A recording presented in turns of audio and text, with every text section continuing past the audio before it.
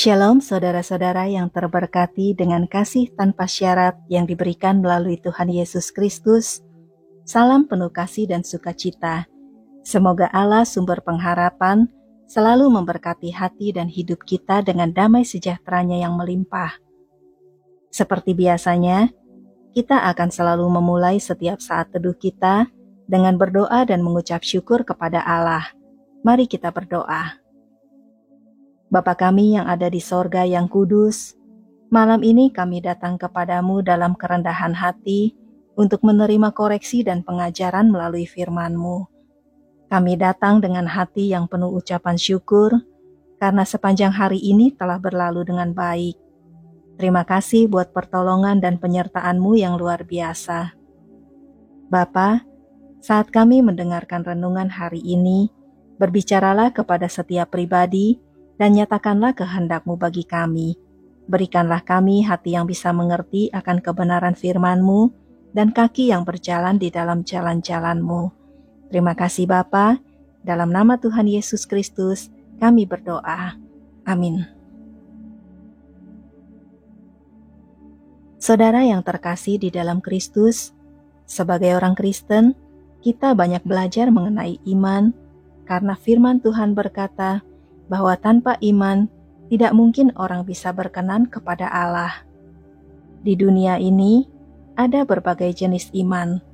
Saat kita naik bis atau pesawat terbang, kita memiliki iman kepada sopir bis atau pilot pesawat.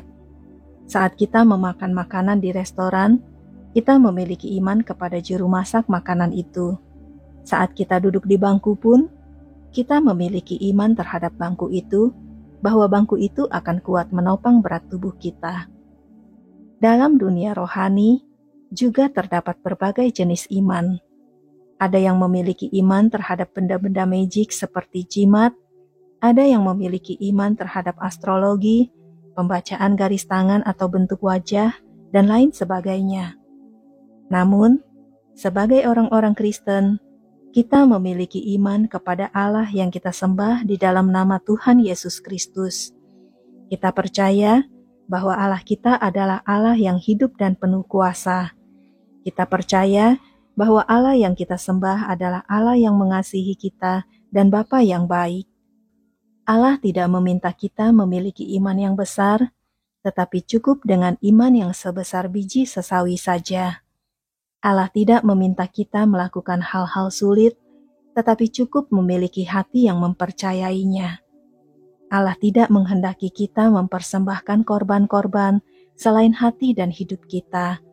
Allah tidak menginginkan kita memikul beban kehidupan sendirian, melainkan memikulnya bersama Dia.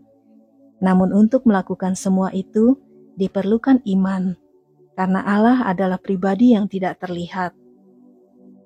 Yakobus mengajarkan kepada kita seperti apakah iman yang sejati kepada Allah itu. Mari kita baca Yakobus 2 ayat 14. Apakah gunanya saudara-saudaraku jika seorang mengatakan bahwa ia mempunyai iman padahal ia tidak mempunyai perbuatan? Dapatkah iman itu menyelamatkan dia? Mengatakan bahwa kita memiliki iman kepada Allah adalah hal yang mudah. Tetapi iman kita harus dibuktikan dengan adanya perubahan di dalam hidup kita. Jikalau kita mengatakan bahwa kita memiliki iman kepada Allah, namun kita hidup dalam dosa, mengeluh, bertengkar, tidak mau mengampuni, marah-marah, maka perilaku kita sudah menyingkapkan bahwa sesungguhnya kita tidak memiliki iman kepada Allah. Iman yang sejati selalu menghasilkan sesuatu di dalam hidup kita, baik itu perubahan pola pikir kita, perubahan perilaku kita, dan perubahan terhadap situasi-situasi yang kita hadapi. Mari kita lihat yang pertama, yaitu perubahan pola pikir kita. Roma 12 ayat 2 mengatakan demikian, janganlah kamu menjadi serupa dengan dunia ini, tetapi berubahlah oleh pembaharuan budimu, sehingga kamu dapat membedakan manakah kehendak Allah. Apa yang baik, yang berkenan kepada Allah, dan yang sempurna. Iman yang sejati kepada Allah pasti menghasilkan perubahan pola pikir kita. Kita mulai berpikir tentang hal-hal yang bersifat kekekalan, bukan yang bersifat kedagingan. Kita mulai berpikir positif sesuai firman Tuhan dan tidak mengikuti filsafat-filsafat dunia. Kita dibaharui dalam pemikiran kita menjadi memiliki pikiran seperti Kristus. Dengan demikian, kita jadi bisa membedakan kehendak Allah bagi kita. Perubahan yang kedua yaitu perubahan perilaku kita. Yakobus 1 ayat 21, sebab itu buanglah segala sesuatu yang kotor dan kejahatan yang begitu banyak itu, dan terimalah dengan lemah lembut firman yang tertanam di dalam hatimu, yang berkuasa menyelamatkan jiwamu. Iman yang sejati kepada Allah pasti menghasilkan perubahan perilaku sebagai akibat dari perubahan pola pikir. Perilaku kita akan mengikuti pola pikir kita. Seperti yang telah dibahas sebelumnya, apabila kita hidup dalam dosa, mengeluh, bertengkar, tidak mau mengampuni, marah-marah, maka perilaku kita sudah menyingkapkan bahwa sesungguhnya kita tidak memiliki iman kepada Allah. Perubahan yang ketiga yaitu perubahan terhadap situasi-situasi yang kita hadapi. Matius 17 ayat 20, ia berkata kepada mereka, karena kamu kurang percaya, sebab aku berkata kepadamu, sesungguhnya sekiranya kamu mempunyai iman sebesar biji sesawi saja, kamu dapat berkata kepada gunung ini, pindah dari tempat ini ke sana, maka gunung ini akan pindah, dan takkan ada yang mustahil bagimu. Iman yang sejati bisa mengubahkan situasi yang kita hadapi. Tuhan Yesus berkata, hanya dibutuhkan iman sebesar biji sesawi saja, maka kita bisa memindahkan gunung-gunung dalam hidup kita yang berbicara tentang kemenangan dari masalah-masalah kita. Saudara yang terkasih di dalam Kristus, tanpa iman, tidak mungkin orang bisa berkenan kepada Allah. Tanpa perbuatan, tidak mungkin orang bisa menunjukkan imannya. Iman yang sejati selalu menghasilkan sesuatu.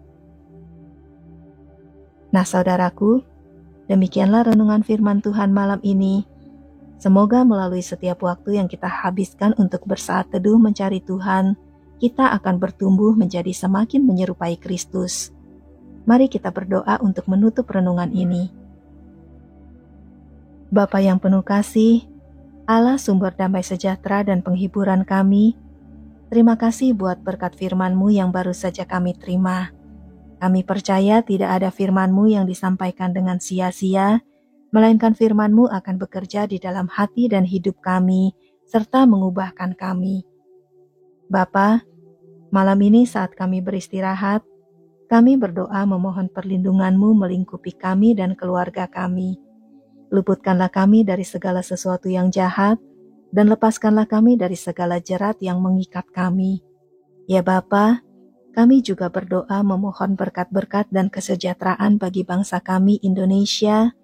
Kami berdoa agar Indonesia selalu berada dalam keadaan damai dan aman. Kami berdoa agar seluruh rakyat Indonesia mengalami kemakmuran. Kami berdoa agar lebih banyak jiwa-jiwa dimenangkan bagi kerajaan-Mu. Terima kasih Bapa, karena kami percaya Engkau mendengar dan menjawab doa-doa kami. Dalam nama Tuhan Yesus Kristus, kami berdoa. Amin.